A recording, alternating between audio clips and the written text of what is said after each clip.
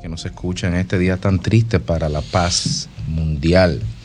Hay un refrán que dice que estos polvos trajeron estos lodos y no podemos ser simplistas, aunque lo somos, pero no podemos ser simplistas al momento de buscar una explicación a un problema tan complejo como el conflicto árabe-israelí, del cual el israelí-palestino es solamente una de las aristas. No podemos ser simplistas, pero es un conflicto que viene de muy lejos, de hace mucho tiempo, y que tiene otros responsables, porque esto comenzó quizás al final de la Primera Guerra Mundial con el acuerdo Sykes-Picot, en el cual los imperios, el imperio inglés y Francia, se repartieron con una regla y un lápiz y un mapa el Medio Oriente. Tú te vas a quedar con este pedazo, así nacieron los países. Transjordania, eso que hoy llamamos Jordania, fue lo que se quedaron los franceses de aquel lado, lo que le tocaba, lo que cada quien se quedó. Y evidentemente que eso no era más que una expresión del colonialismo, el colonialismo más vil. Lo que pasa es que para los imperios de esa época jamás pensaron en los intereses de los pueblos que estaban dividiéndose con una regla y con un lápiz.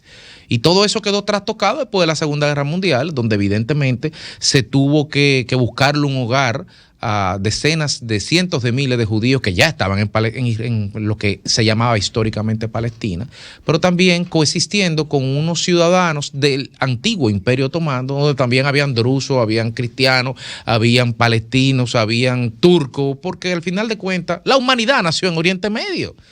Entre el Tigris y el Éufrates y ahí el Levante en el Mediterráneo, ahí es de la cuna de nuestra humanidad, de nuestro alfabeto, sin ir más lejos.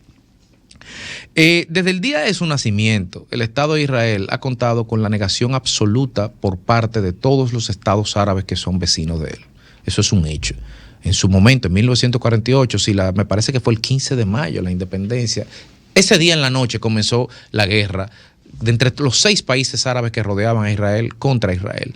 Y fue una guerra en el 48, y fue la guerra de los 6 días en el 67, y fue la guerra del Yom Kippur en el 73, pero después vinieron las intifadas, después vino la explosión del Líbano, la quiebra de lo que era la Suiza del Mediterráneo, como le llamaban en su momento, la crisis del Alto de Golán. En definitiva, que esto es un polvorín que vive en estado de guerra permanente, y en ese estado de guerra permanente meta esa situación, entonces, el contexto de la Guerra Fría, en el cual los rusos y los americanos decidieron mostrar músculo, como en su momento lo mostraron también en África, y cada quien buscó su padrino, buscó a su ahijado, y le dieron armas a sus ahijados y prohijaron un conflicto entre ellos, y lo radicalizaron aún más.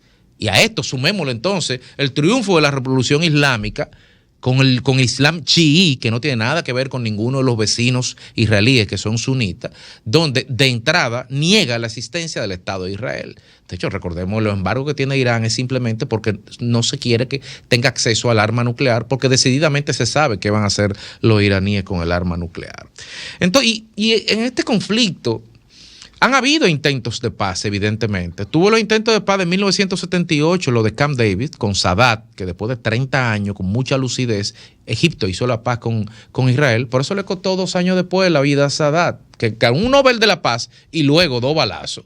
Pero luego, en el 93, pasó lo mismo. Rabin firma los acuerdos de Oslo, le dan su Nobel de la Paz junto con Yasser Arafat, pero 2 años después también le dan su balazo. A uno se lo dieron unos radicales musulmanes, a otro se lo dieron unos extremistas ortodoxos judíos. Es decir, que así como hay gente de bando y bando que quiere la paz, así también de bando y bando hay extremistas que no solamente no la quieren, sino que quieren la guerra, porque se justifican y se validan en la guerra y en el conflicto. Y en ese conflicto el problema es que las bajas no son colaterales, las bajas son principales y las bajas son civiles.